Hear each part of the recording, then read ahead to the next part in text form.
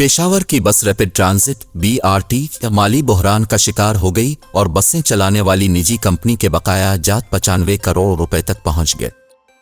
निजी कंपनी ने एक बार फिर ट्रांस पेशावर के चीफ एग्जीक्यूटिव को खत लिखकर बकाया जात जारी करने का कहा है।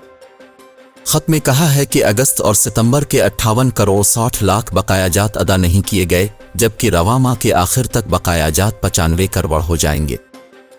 खत में बताया गया है कि BRT ऑपरेशन जारी रखने के लिए बकाया जात की मंजूरी और अदायगी जरूरी है। इससे कबल भी निजी कंपनी कई बार खत लिख चुकी है। इस मामले से मुताल्लिक निगरान वजीर इत्तलात खैबर पख्तूनख्वा बैरिस्टर फिरोज जमाल शाह का कहना था कि BRT की बकाया जात का मामला जल्द हल किया जाएगा। उन्होंने कहा कि BRT मंसूबे को रुकने नहीं देंगे और फौरी तौर पर बकाया जात का ये मसला निजी कंपनी के साथ बैठकर हल कर लेंगे।